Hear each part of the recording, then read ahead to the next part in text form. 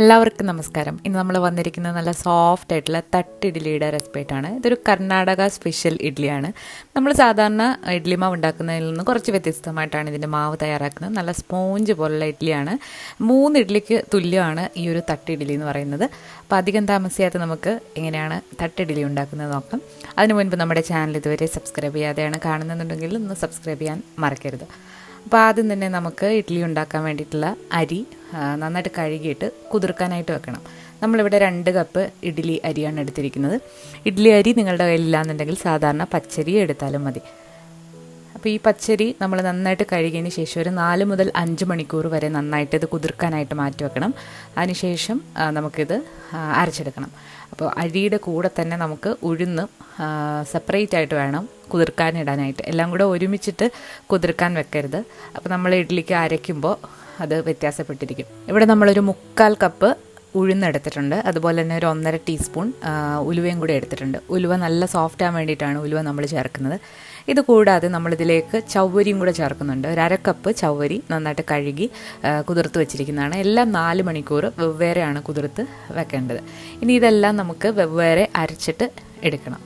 Grinder ഉള്ളവർക്കാണെന്നുണ്ടെങ്കിൽ നല്ല സോഫ്റ്റായിട്ട് ഇത് ഫ്ലഫി ആയിട്ട് അരച്ചെടുക്കാം. ഇനി നമ്മുടെ സാധാരണ മിക്സിയിലും അരച്ചാലും കുഴപ്പമൊന്നുമില്ല. നമ്മളിവിടെ മിക്സി ജാറിലാണ് അരയ്ക്കുന്നത്. ഏറ്റവും വലിയ ജാറിൽ, അരി അരയ്ക്കുന്ന ജാറിൽ നമ്മൾ ആദ്യം തന്നെ ഇട്ട് കൊടുക്കുന്നത് ഉഴുന്നും അതുപോലെ തന്നെ ഉലുവയും കൂടെ കുതിർത്തതാണ്. അപ്പോൾ അരയ്ക്കുമ്പോഴും നമ്മളെല്ലാം സെപ്പറേറ്റ് ആയിട്ട് വേണം അരച്ചെടുക്കാനായിട്ട്. നമ്മളിതിലേക്ക് വളരെ കുറച്ച് വെള്ളം, ഒരു 1/2 കപ്പ് മുതൽ 3/4 കപ്പ് വരെ വെള്ളം ഒഴിച്ചിട്ട് നമുക്കിത് നന്നായിട്ടൊന്ന് അരച്ചെടുക്കാം. ഒരുപാട് വെള്ളം കൂടരുത്. ഇഡ്ഡലി ആയതുകൊണ്ട് തന്നെ നല്ല കുറുകിയിട്ട് വേണം നമ്മളിത് അരച്ച് എടുക്കാനായിട്ട്. നല്ല സോഫ്റ്റായിട്ട് ഇപ്പോൾ നമ്മൾ ഉഴുന്ന് അരച്ചെടുത്തിട്ടുണ്ട്. അതൊരു പാത്രത്തിലേക്ക് മാറ്റാം. ഇതുപോലെ തന്നെ നമ്മൾ കുതിർത്ത് വെച്ചിരിക്കുന്ന അരിയും 2 തവണകളായിട്ട് അരച്ചിട്ട് നമുക്ക് ഉഴുന്നിലേക്ക് ചേർത്ത് കൊടുക്കാം. നിങ്ങൾക്ക് വേണമെന്നുണ്ടെങ്കിൽ അരിയും അതുപോലെ തന്നെ ചവ്വരിയും കൂടെ ഒരുമിച്ചിട്ടും അരയ്ക്കാവുന്നതാണ്. ചവ്വരി എന്ന് പറയുന്നത് നമ്മൾ പായസത്തിലൊക്കെ ചേർക്കുന്ന ചെറിയ ചെറിയ ഉരുളകളായിട്ടുള്ള അത് മരച്ചീനിയിൽ നിന്നുണ്ടാക്കുന്ന ടപ്പിയോക്ക പേൾസ് എന്ന് പറഞ്ഞിട്ട് കിട്ടുന്നതാണ്. പായസത്തിലൊക്കെ ഇടുന്നതാണ്. അപ്പോൾ നമ്മൾ അരി അരച്ചെടുത്തിട്ടുണ്ട്. ഇനി ആ അരിമാവിൽ കുറച്ച് മിക്സിയിൽ ബാക്കി വെച്ചിട്ടുണ്ട്. അതിലേക്ക് നമ്മൾ ആ ചവ്വരി കുതിർത്തതും കൂടെ ഇട്ടിട്ട് നന്നായിട്ടൊന്ന് അരച്ചെടുക്കണം. ചവ്വരി മാത്രമായിട്ട് അരയ്ക്കുകയാണെന്നുണ്ടെങ്കിൽ അരയാനായിട്ട് കുറച്ച് പാടാണ്. അപ്പോൾ നമ്മൾ നന്നായിട്ട് ഇത് അരച്ചെടുത്തിട്ടുണ്ട്. കുറച്ച് തരിതരിപ്പോടെ അരച്ചാലും കുഴപ്പമില്ല. അപ്പോൾ നമ്മൾ ചവ്വരി അരച്ചതും കൂടെ മാവിലേക്ക് ചേർത്തിട്ട് നമ്മളിത് നന്നായിട്ട് കൈ വെച്ചിട്ട് മിക്സ് ചെയ്ത് എടുക്കണം. കൈ വെച്ചിട്ട് മിക്സ് ചെയ്യുന്നതിലാണ് അതിൻ്റെ ആ ഒരു ഫ്ലഫിനെസ് ഇരിക്കുന്നത്. അപ്പോൾ നമ്മൾ മിക്സ് ചെയ്യുന്ന സമയത്ത് തന്നെ ഉപ്പും കൂടെ ചേർത്തിട്ട് വേണം മിക്സ് ചെയ്യാനായിട്ട്. അപ്പോഴത്തേക്കും മാവ് നന്നായിട്ട് ഫെർമെൻ്റായിട്ട് നല്ല സോഫ്റ്റായിട്ട് കിട്ടും. തണുപ്പൊക്കെ ഉള്ള സ്ഥലങ്ങളിലാണെന്നുണ്ടെങ്കിൽ ഉപ്പും കൂടെ ഇട്ടിട്ട് നന്നായിട്ട് ഇതുപോലെ കൈവച്ചിട്ട് മിക്സ് ചെയ്ത് ഓവൻ്റെ ഉള്ളിൽ കുറച്ച് ലൈറ്റ് ഇട്ട് വെക്കുകയാണെന്നുണ്ടെങ്കിൽ മാവ് നന്നായിട്ട് തന്നെ പുളിച്ച് കിട്ടും. നന്നായിട്ട് ഇപ്പോൾ നമ്മൾ കൈവച്ചിട്ട് മിക്സാക്കി കൊടുത്തിട്ടുണ്ട്. അപ്പോൾ ഇനി ഇത് നമ്മളൊരു 8 മുതൽ 12 മണിക്കൂർ വരെ നമുക്കൊന്ന് ഫെർമെൻറ്റ് ചെയ്ത് ഇപ്പോൾ നന്നായിട്ട് നമ്മുടെ മാവ് ഫെർമെൻ്റായിട്ട് വന്നിട്ടുണ്ട്. നാട്ടിലൊക്കെ ആണെന്നുണ്ടെങ്കിൽ ഫെർമെൻ്റ് ആവാനായിട്ട് അധികം താമസമില്ല, ചൂടൊക്കെ ഉള്ള സ്ഥലം ആയതുകൊണ്ട്.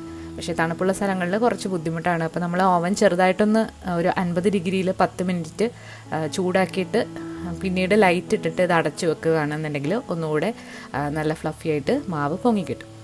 അപ്പോൾ അതെങ്ങനെയാണെന്നുള്ളത് മറ്റൊരു വീഡിയോയിൽ ഞാൻ കാണിക്കുന്നതാണ്. അപ്പോൾ നമ്മൾ തട്ടിഡ്ഡലി ഉണ്ടാക്കാൻ വേണ്ടിയിട്ട് ഇതുപോലെയുള്ള ചെറിയ പ്ലേറ്റുകൾ എടുത്തിട്ടുണ്ട്. അപ്പോൾ തട്ടിഡ്ഡലി സ്റ്റാൻഡ് എന്ന് പറഞ്ഞിട്ട് വാങ്ങിക്കാൻ കിട്ടും. ഇനി നിങ്ങളുടെ കയ്യിൽ സ്റ്റാൻഡ് ഇല്ലാന്നുണ്ടെങ്കിൽ നമുക്ക് ചെറിയ ചെറിയ പ്ലേറ്റിൽ നമുക്കിത് ഇഡ്ഡലിയാക്കി എടുത്താലും മതി. അപ്പോൾ നമ്മൾ ആ പ്ലേറ്റിൽ വാഴയില കട്ട് ചെയ്ത് വെച്ചിട്ടുണ്ട്. വാഴയില വെക്കണം നിർബന്ധമൊന്നുമില്ല. വാഴയില വെച്ചാൽ കുറച്ചുകൂടെ നല്ലൊരു ടേസ്റ്റാണ്. അപ്പോൾ ആ വാഴയിലയിൽ കുറച്ച് എണ്ണ ഒന്ന് ബ്രഷ് ചെയ്ത് കൊടുക്കുന്നുണ്ട്, പെട്ടെന്ന് ഇളകി വരാൻ വേണ്ടിയിട്ടാണ്.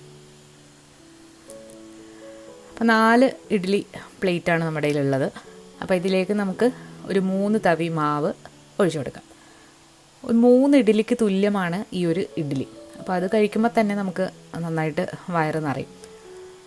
വീട്ടിൽ 4 അംഗങ്ങളൊക്കെയുള്ള വീടാണെന്നുണ്ടെങ്കിൽ ഇതിൻ്റെ ഒരു 4 എണ്ണം ഉണ്ടാക്കിയാൽ മതി. അപ്പോൾ ഈ സ്റ്റാൻഡ് നമ്മൾ ബാംഗ്ലൂരിൽ നിന്നാണ് വാങ്ങിച്ചിട്ടുള്ളത്. പാത്രക്കടകളിലൊക്കെ നിങ്ങൾ ചോദിച്ചു നോക്കിയാൽ കിട്ടും. അല്ലാന്നുണ്ടെങ്കിൽ ആമസോണിലും ഇതുപോലത്തെ സ്റ്റാൻഡ് കിട്ടും. അപ്പോൾ മറ്റേ ഇഡ്ഡലി ഒരുപാട് ഉണ്ടാക്കുന്നതിനെക്കാട്ടിലും ഒന്നുകൂടി ഈസിയാണ് ഇങ്ങനെ നമ്മൾ ഇഡ്ഡലി ഉണ്ടാക്കുകയാണെന്നുണ്ടെങ്കിൽ. അപ്പോൾ 4 തട്ട് നമ്മൾ ഈ സ്റ്റാൻഡിലേക്ക് വെച്ച് കൊടുത്തിട്ട് സ്റ്റാൻഡൊന്ന് മുറുക്കി എടുത്തിട്ടുണ്ട്.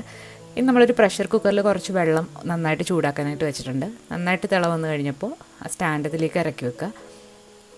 ഇനി പ്രഷർ കുക്കർ അടച്ചു വെച്ചിട്ട് നമുക്കിത് ഒരു 2-3 വിസിൽ ഒന്ന് അടുപ്പിച്ചെടുക്കാം. മീഡിയം ഫ്ലെയിമിലാണ് നമ്മളിത് വിസിലടുപ്പിക്കേണ്ടത്. അങ്ങനെ പ്രഷർ കുക്കറിൻ്റെ പ്രഷറൊക്കെ പോയിട്ട് നമ്മുടെ ഇഡ്ഡലിയൊക്കെ നന്നായിട്ട് തണുത്ത് വന്നിട്ടുണ്ട്. അപ്പോൾ ഇനി ഇത് നമുക്കൊന്ന് ഡീമോൾഡ് ചെയ്തെടുക്കാം. വളരെ എളുപ്പത്തിൽ തന്നെ ഇത് നമുക്ക് ഡീമോൾഡ് ചെയ്തെടുക്കാൻ പറ്റും. നല്ല സോഫ്റ്റ് ആയിട്ടുള്ള ഇഡ്ഡലിയാണ്. നമ്മൾ ചൗവരിയൊക്കെ ചേർത്തിരിക്കുന്നതുകൊണ്ട് തന്നെ നല്ല സോഫ്റ്റാണ്. നല്ലൊരു പഞ്ഞി പോലത്തെ ഇഡ്ഡലിയാണ്. നല്ല രുചിയുമാണ് നമ്മൾ വാഴയിലയിലൊക്കെ വെച്ചിട്ട് ഉണ്ടാക്കിയിരിക്കുന്ന കാരണം.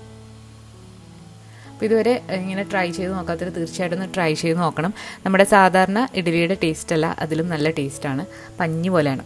അപ്പോൾ ഇതിൻ്റെ കൂടെ സാമ്പാറും അതുപോലെ തന്നെ ചട്നിയൊക്കെ നല്ല കോമ്പിനേഷനാണ്. കൂടെ ഒരു ഫിൽറ്റർ കോഫിയും കൂടെ ഉണ്ടെങ്കിൽ അടിപൊളിയാണ്. നമ്മളിന്ന് ഉണ്ടാക്കിയിരിക്കുന്നത് സാമ്പാറാണ്. നമ്മുടെ തന്നെ സാമ്പാർ റെസിപ്പിയാണ്. അപ്പം സാമ്പാർ റെസിപ്പികൾ നമ്മൾ 2-3 അപ്ലോഡ് ചെയ്തിട്ടുണ്ട്. കണ്ടു നോക്കിയിട്ടില്ലാത്തൊരു കണ്ടു നോക്കണം. പിന്നെ ഇതിൻ്റെ കൂടെ മറ്റൊരു കോമ്പിനേഷൻ എന്ന് പറയുന്നത് ചട്നി പൗഡറും അതുപോലെ തന്നെ കുറച്ച് നെയ്യും കൂടെ അതിൻ്റെ മുകളിൽ ഒഴിച്ചിട്ടും ഇത് കഴിക്കാനായിട്ട് നല്ല ടേസ്റ്റിയാണ്. അപ്പോൾ ഇതുവരെ ഇങ്ങനെ ട്രൈ ചെയ്ത് നോക്കാത്തവർ തീർച്ചയായിട്ടും ട്രൈ ചെയ്ത് നോക്കിയിട്ട് നിങ്ങളുടെ അഭിപ്രായങ്ങൾ അറിയിക്കുക. അതുപോലെ ഈ വീഡിയോ ഇഷ്ടമായാലും ലൈക്ക് ചെയ്യാനും ഷെയർ ചെയ്യാനും കമൻറ്റ് ചെയ്യാനും മറക്കരുത്. പുതിയൊരു റെസിപ്പി വീഡിയോ ആയിട്ട് നമുക്ക് വീണ്ടും കാണാം. താങ്ക്